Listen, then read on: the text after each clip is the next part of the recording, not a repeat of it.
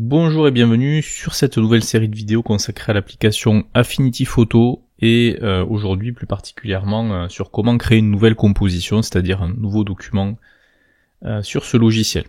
Alors pour information, Affinity Photo est l'équivalent en fait d'Adobe Photoshop mais développé par Affinity et beaucoup plus accessible en termes de tarifs puisque la licence coûte aux environs de 60 € et vous avez la licence à vie. C'est pas un système locatif comme pour la suite Adobe.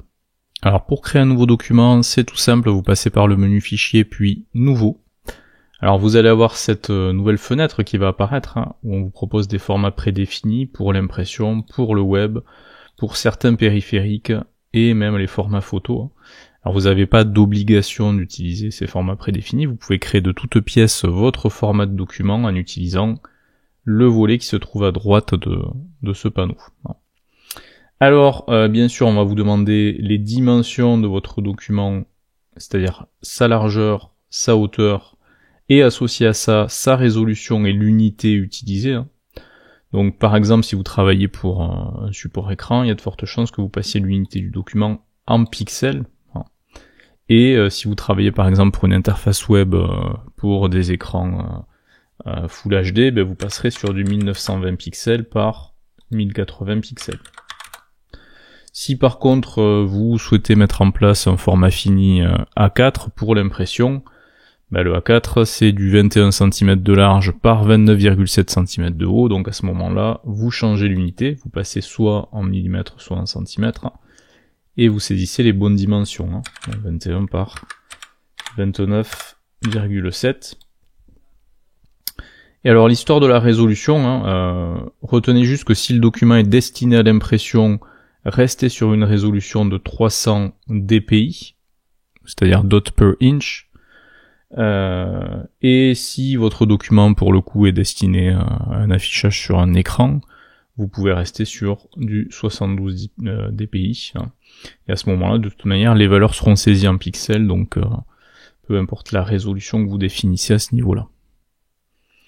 Alors la résolution, c'est tout simplement le ratio nombre de pixels et taille à l'impression, et plus la résolution est élevée, et plus vous aurez à ce moment-là une meilleure définition à l'impression.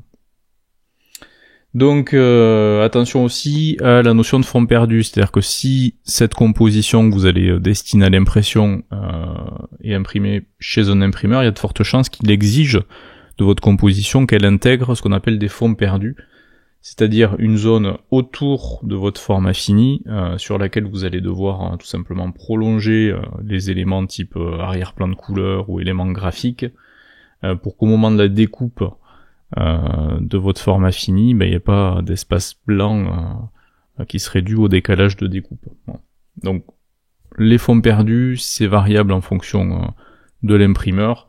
Si mon imprimeur exige qu'il y ait 4 mm de fond perdu autour de ma composition, ça veut dire que au final, la largeur du document doit être de 21 cm plus 4 mm à gauche plus 4 mm à droite, c'est-à-dire 21,8 cm, et idem pour la hauteur, 4 mm en haut, 4 mm en bas, ce qui va nous donner 30,5 cm. Alors vous pouvez aussi à tout moment basculer le format, c'est-à-dire passer d'un mode portrait à un mode paysage, ça permute juste la largeur et la hauteur que vous venez de saisir. Et vous en avez terminé pour cette partie dimension de la composition.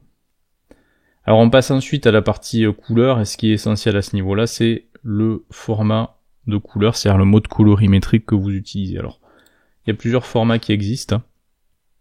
Les plus connus sont les modes RVB et CMJN. RVB étant le mode colorimétrique pour toutes les compositions qui sont destinées à un affichage sur écran. Donc le principe c'est que l'écran va projeter une certaine quantité de lumière rouge, verte et bleue au niveau du pixel de l'écran, ce qui va nous permettre de rendre la couleur finale. Alors que si vous êtes sur un mode impression, c'est pas de la lumière qui est projetée, c'est de l'encre qui est projetée sur le papier, et à ce moment-là vous partez sur le mode CMYGN, c'est-à-dire de la projection de cyan, de magenta, de jaune et de noir, qui va permettre de reconstituer tout simplement la couleur finale sur le papier. Alors on retrouve aussi gris qui signifie niveau de gris, hein, c'est-à-dire que par définition on n'a pas de couleur, on a juste du blanc, du noir et toutes les variantes entre le blanc et le noir, c'est-à-dire les différents niveaux de gris. Alors, vous avez aussi des variantes, vous voyez, 8, 16, 32, hein, en tout cas pour le RVB. Alors ça correspond tout simplement au nombre de couleurs que va pouvoir afficher votre document. Alors si vous êtes sur du 8 bits pour le RVB, ça veut dire que vous êtes sur du 2 puissance 8 couleurs disponibles, ça équivaut à la possibilité d'afficher jusqu'à 256 couleurs simultanément sur votre composition. En 16 bits, vous pouvez afficher jusqu'à donc 65 000 et quelques couleurs simultanément sur la composition, hein, et en 32 bits plusieurs millions de couleurs simultanément, donc réservé donc au HDR, c'est-à-dire le High Dynamic Range. Alors généralement on reste sur du 8 ou 16 bits, parce qu'il faut savoir que forcément si vous passez sur du 16 et sur du 32, le poids de la composition va doubler voire quadrupler, hein. Juste par le simple fait de changer ce paramètre-là. Donc nous on va rester, en l'occurrence là, sur du CMJN, puisque le document est destiné à l'impression.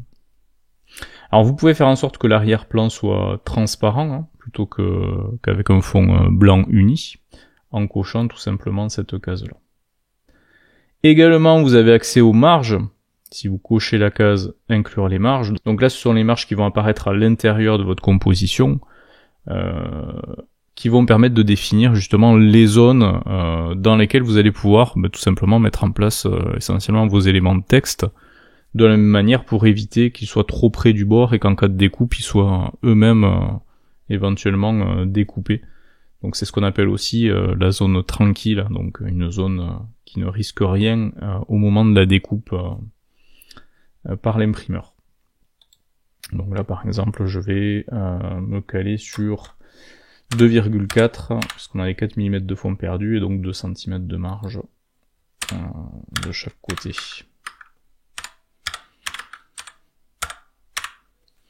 Et après validation, en cliquant sur le bouton créer, vous allez tout simplement vous retrouver devant votre composition et vous visualisez les marges, ce sont ces bordures bleues tout simplement, donc ça veut dire encore une fois que les éléments que vous ne voulez pas voir être tronqués au moment de la découpe, il faudra les caler dans cet espace-là prioritairement.